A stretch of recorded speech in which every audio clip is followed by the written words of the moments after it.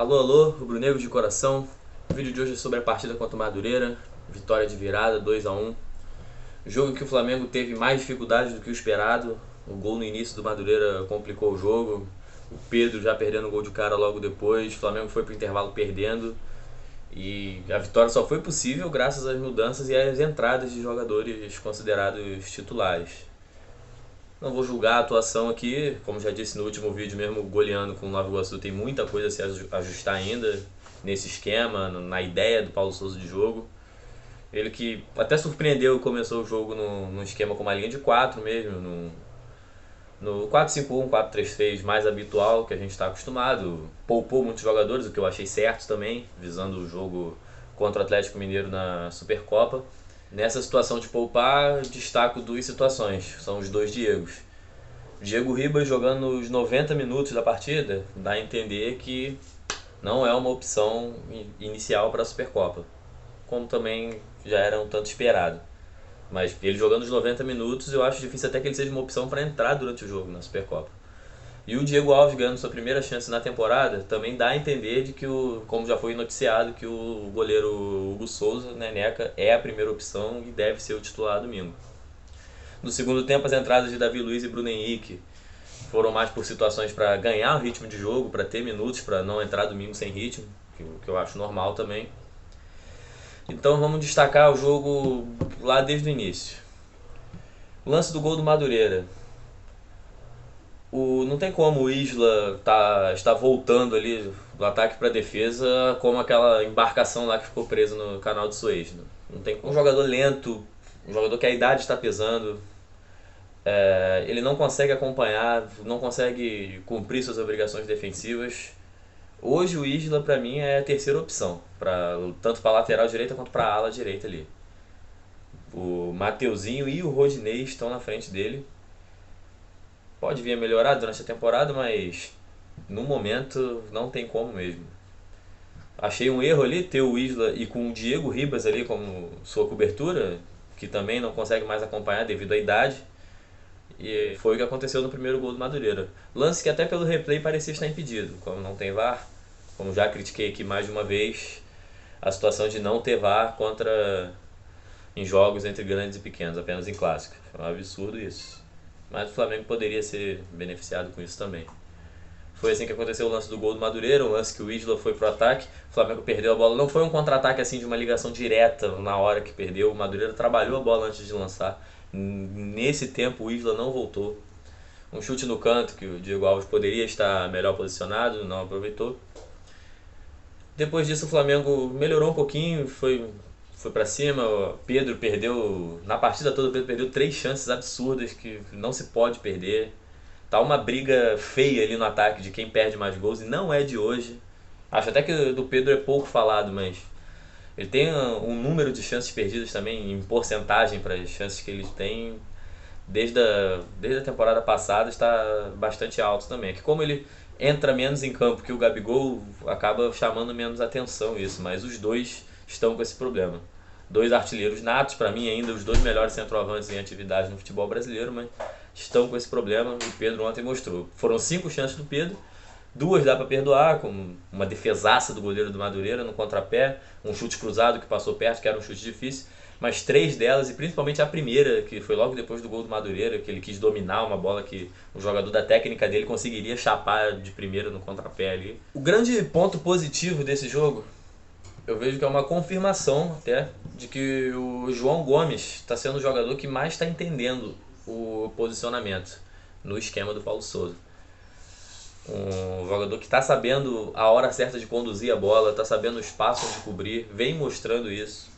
Acho abaixo tecnicamente ao Andreas, mas hoje, exatamente hoje, o dia que o vídeo está sendo gravado, essa semana da final da Supercopa, o João Gomes está na frente e para mim é o titular domingo.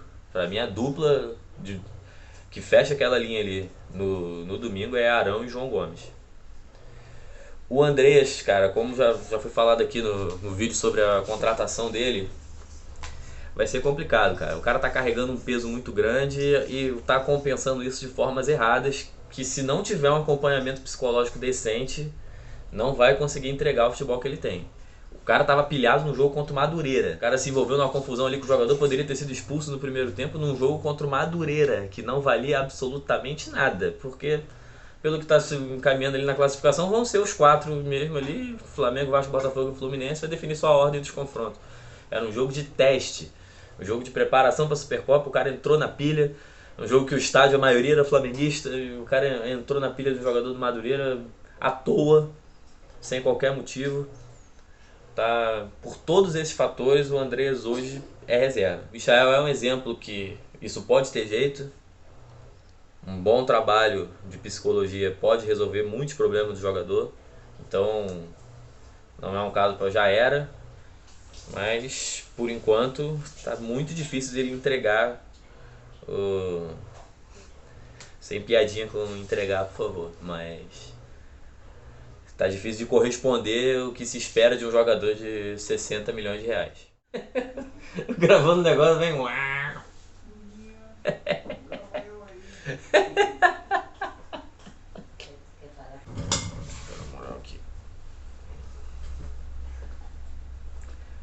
No segundo tempo, uma melhora significativa do time, tanto por ter virado o jogo quanto pelo volume apresentado, o que é de se esperar, o que é normal quando se entram jogadores consagrados já titulares, como foram as entradas do Bruno Henrique e do Everton Ribeiro, a entrada do Arão no final do primeiro tempo ainda no lugar do Andrés. O time melhorou consideravelmente. O Everton Ribeiro cumpriu o papel ali pela meia direita, a mesma posição que ele já está mais acostumado, e que o Marinho não foi bem no primeiro tempo. O time melhorou, o time fez o que se esperava. Além de ter virado o jogo, criou bastante chances.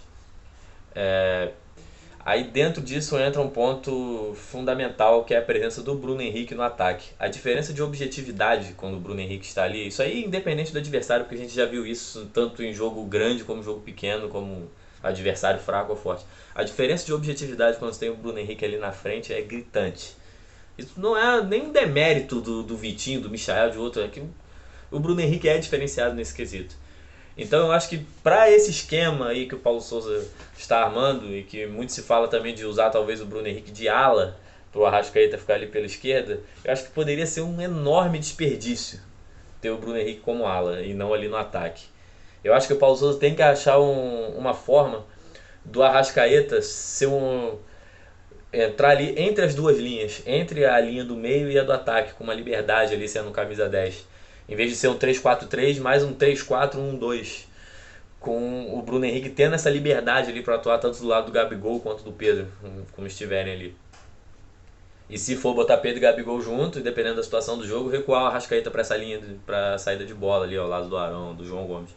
Porque o Bruno Henrique no ataque a diferença é muito grande. O Everton Ribeiro já mostrou que está conseguindo fazer a ala, apesar de não ser tanto exigido ainda devido à fragilidade dos adversários.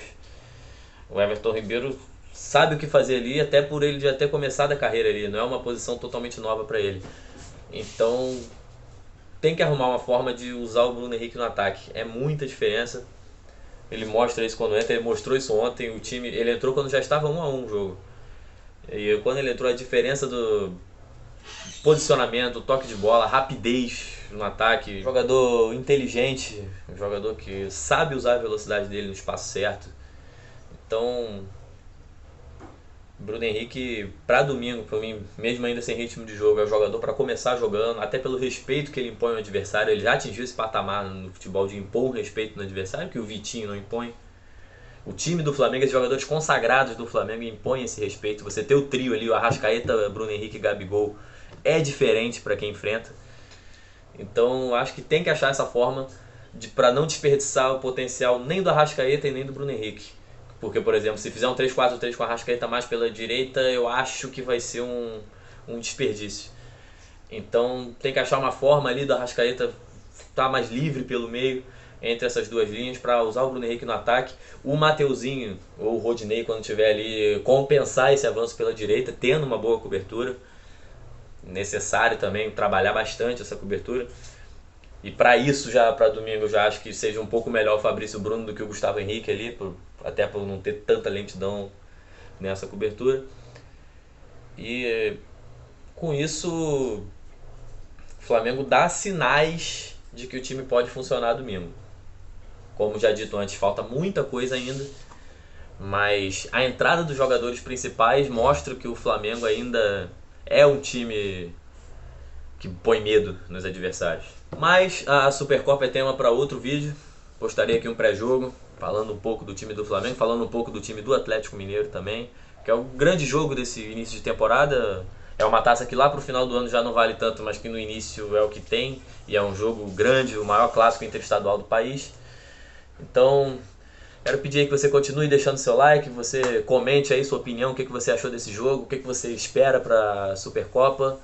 Agradecer a todo mundo aí que está compartilhando, o início de trabalho, vocês estão me ajudando muito. Então, fica aí, saudações rubro-negras, que a gente ganhe domingo. Começar o ano com a taça é bom para todo mundo. Então, vamos que vamos. Tamo junto, valeu.